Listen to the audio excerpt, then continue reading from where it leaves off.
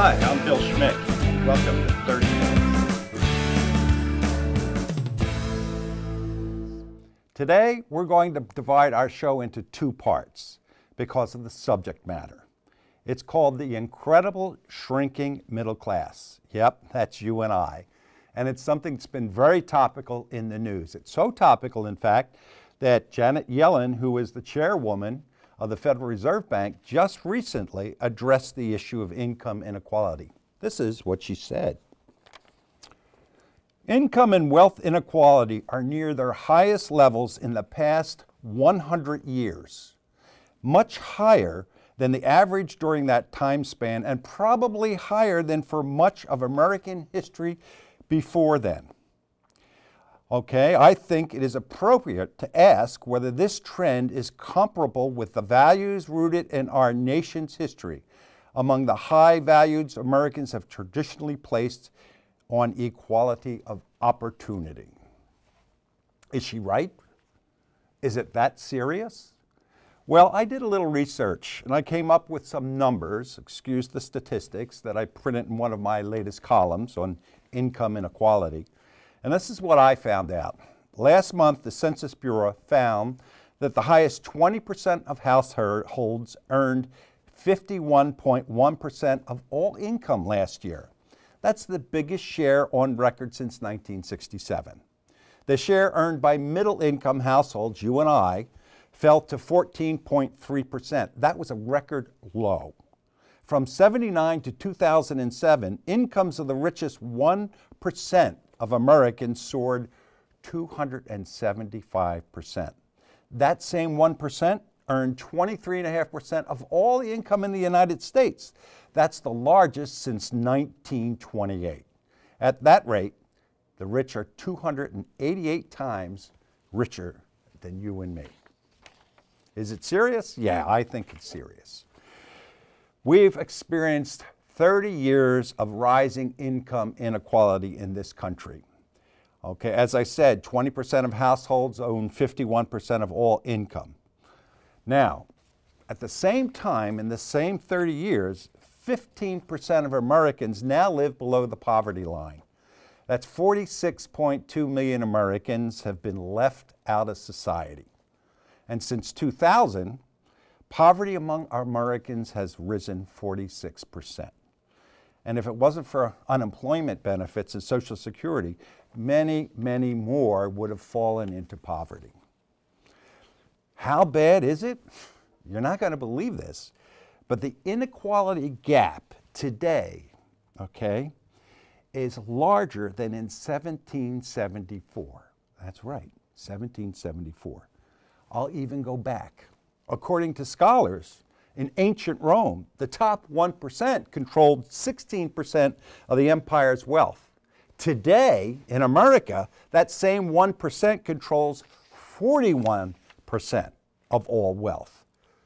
But you don't care. At least according to statistics, you don't care. Only 17% of voters thought that income inequality in the United States was important, even though it's growing faster and faster and faster. I guess most Americans are worried about what I call the Robin Hood effect. They're worried that with income inequality, if the government, for example, taxed the very wealthy, the top 5, 10, or 20%, and then distribute the money, that your kids, maybe not you, or maybe your grandkids, when they get to be as rich as Donald Trump, will have their money taken off them by the government. That's the Robin Hood effect. And we worry too, and we're told by the politicians, that without income inequality, capitalism just won't work.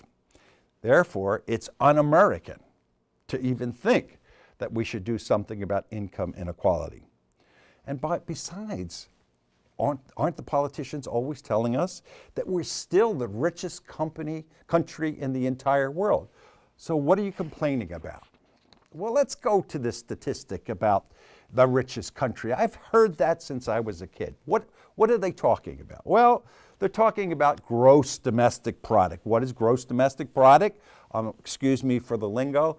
What it is basically is all the wealth, all the income, everything that is produced in this country each year, and that's called the gross domestic product. I don't know why they use these big terms for this, but so that means that you bought a McDonald's hamburger, you went to a sewing class, you paid Netflix, whatever, all of that is added up by the statisticians once a year, and that comes to gross domestic product, okay? And you may have heard this other phrase, per capita GDP. Don't get me started about this lingo. Per capita, per person. Why don't they call it what it is? Per person. It means that if you take the entire GDP of the United States and you divide it by the amount of people, you come up with a certain per capita GDP. The amount of wealth per person, the amount of income per person. So why don't we just do that, okay? So let's look. What is GDP? GDP last year was $16.7 trillion. And the population in the United States, give or take a million or so, was say 315 million. So what do? Well, we take that 16.7 trillion and we divide it by 315 million, and we get $51,450.74. Okay? Now, I want everybody in the audience to raise their hand if they're making $51,000 a year. Not you and your wife or your husband, just you. I don't see too many hands raised, and you're right. You know why? Because of that money, less than, 26% of all Americans earn $51,000 or more a year. So the next time you hear a politician or economist telling you about per capita GDP, throw it at them, because it's not true. What point is it to have $51,000 per capita GDP when the majority of us are making under that? How? What are we talking about? I'll tell you. Over 51% of Americans are making under $30,000 a year. Okay? So what does it matter that we're the richest nation on earth per capita GDP? Now, interestingly enough, there's a bunch of social scientists and economists that for some time now has come up with an index that actually compares how well off we are here in the United States versus other people. For example, in income inequality, look, if you're living in some neighborhood and the neighbor next door is making about what you are, why are you worrying about income inequality? Okay, sure, you're hearing the stories about the baseball player that's making $2 million a year, or the football player, or whomever, or the inventor of whatever is making trillions of dollars, but that's really not that important to you. It's what your neighbor is making. Well, these economists and sociologists came up with an index, okay? It's called the Gini index, G-I-N-I, okay? And what it does, it measures how society's wealth is distributed, okay? How equitable is a nation in the distribution of its wealth? And what they did is they created a scale, 0 to 1, okay? 0, if you get a 0 as a nation, that means that all the money in your nation, all that GDP, is distributed equally among everyone. And 1 would mean that all of that wealth in whatever country you're talking about is given to just one person. So 0 to 1, right? So obviously, the higher the score towards 1, the less income equality there is in your country. Now, let's take the developed nations, okay? The developed nations are the, nations in Germany and Spain and Australia and places in Asia like Japan, so forth and so on, okay? If you added up the score of all those developed nations, it would come to around 0.32. Remember, 0 to 1, 0.32, okay? Where is the United States? You're not going to believe this. The United States ranks 38.38. That's worse than any developed nation on earth. Okay. Now, it gets worse. Okay. If you add in our taxes and distribution of different government funds and so forth, the actual number goes higher to over 40. So what that's saying is that the governmental taxation and transfer agency, Social Security, Medicare, and all of that has been shaped over the years to actually increase the income inequality in the world, okay, in the United States. Now, if you look at us, that is the United States, we're probably sandwiched somewhere between Cote d'Ivoire and Uruguay. There are some emerging market countries, such as Chile and Mexico, that actually have better income distribution than we do. That is, that their income is more equal than the United States. And places like Turkey, which beat us, they're emerging markets. So, if we're looking at that, that's a shock. But when we go down to some of the states in the United States, because you can use this Gini index to compare individual states to other countries, we become even more of a shock. So let's take some places close to home. How about us in Vermont? Vermont at 0.44 is about equivalent to the Congo, yes, the Central African Republic. And if you look at places like New Hampshire at 0.425, that's about equal to Cambodia. And Massachusetts at what, 0.475, Cameroon. And Connecticut is about equal to Venezuela, okay? Now, what Janet Yellen, the Fed chairman, and a number of other economists are worrying about, that income inequality undermines democracy. Okay, now, what do they mean by that?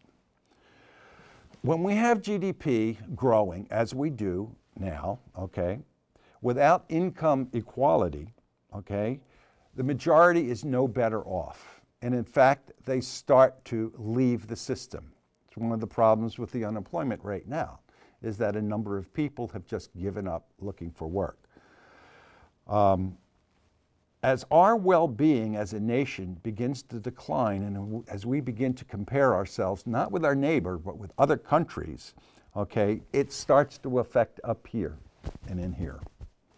You see, wealth only matters when it increases the well-being of individuals. And in this country, that's not happening.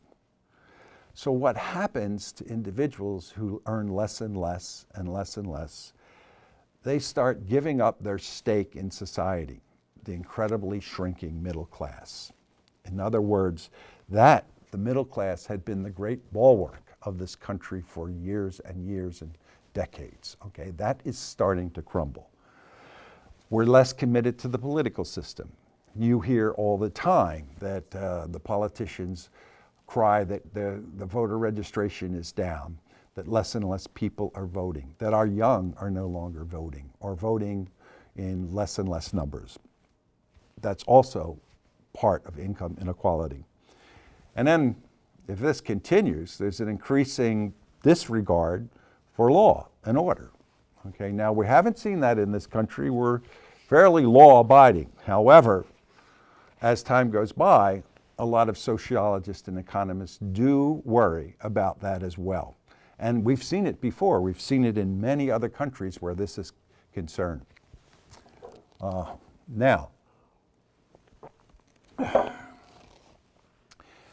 just today at breakfast, someone said, but isn't America still the land of opportunity? And you wonder, is it, given this growing income inequality? Well, the last poll by the pollsters basically found out that 29% of voters said it was extremely important for government to increase the equality of opportunity. 41% polled said that there's not much opportunity in America. 41%, still not that bad, but that's up from 17% when it was last polled in 1998. The middle class is not only at a standstill, it's shrinking. So, without the dream, how does one survive in America? We don't know that answer yet. I mean, the scientists and so forth have come up with dozens and dozens of views as to why this is happening in the United States, and actually it's happening all over the world. There was a statistic recently, about 6 months ago, that said, it was I don't remember the number, 50 or 60 people had as much wealth as 1/3 of the entire population. Now, the population in poverty in the world. In other words, a busload of people had more money than the lowest 1/3 of people in the entire world. Billions, okay? So it's not just in the United States this is happening. However, it is accelerating in this country. Now, why do we think that this has occurred? Well, we'll have to go back a couple of years, 30 years actually, when it started. And a lot of people tend to want to blame President Reagan and Reaganomics and so forth. But I believe that this whole issue really just coincided with that period of time. What happened was the rise of the emerging markets, China, for example, or Vietnam, or India, Brazil. These areas of the world started to move from being very, very poor to actually getting jobs, okay? Now, why? Because largely the developed world, the United States and Europe, started to export the production of certain goods and services to those countries where the labor cost was much, much lower. Okay, so this was a great deal for us. We could all go to Walmart and watch prices of things go down and down and down over the this past 30 years, and we were happy about it. But what it did is put a lot of pressure on wages, okay, especially unskilled wages, not only here, but all over the world. In other words, if a country was like China could produce T-shirts for $1 a piece because the labor market was getting 30 cents an hour, and here in the United States, we had to produce them at $10 a shirt because our labor costs were $8 an hour. Obviously, those T-shirts were being made in China and elsewhere. So over time, what happened is since those labor costs were so low, it put a top on how much our laborers could make, especially in the unskilled jobs. And this coincided at the same time with a lot of people that couldn't afford to go to college, okay? Now, in times past, you couldn't go to college, you were a high school student, whatever. You get out, you could still get a good job. I mean, after all, there were a lot of unions, there was a lot of construction work and things like that. But with this pressure from emerging markets on wages and those jobs being forced overseas, less and less of the unskilled labor in the United States could either find jobs or hope to get any kind of raise if they did find a job. Then there's the technological change. Now, as we all know, technological change has two parts. In order to run the technology, you have to be a skilled laborer. And number two, technology itself has put a lot of jobs out of the labor force because they're labor saving, most of technology.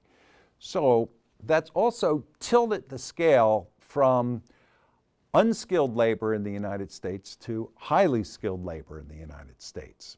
Now, that was another reason why income inequality started to widen, because the skilled laborers were the people that went to school, that studied software programming, yada, yada, yada, and then got these fast jobs, while a lot of the other people, the skills that they acquired were no longer in demand in the United States. Now, the other thing that happened was competition increased globally.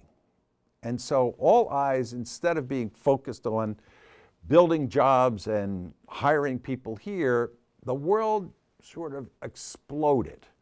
And it became a huge competitive playground so that Our concern and our corporations' concerns were what the Chinese were doing, what the Indians were doing, what the Germans were doing, and in their countries, the same thing.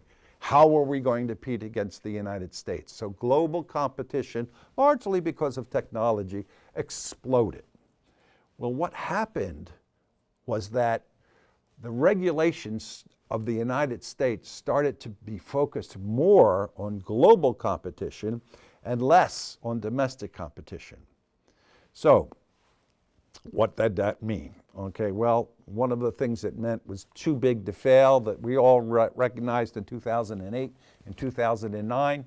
Well, that's what it means. Our corporations had to get large enough to be able to compete with other global competitors in other nations. And by the way, those competitors didn't have our rules and regulations.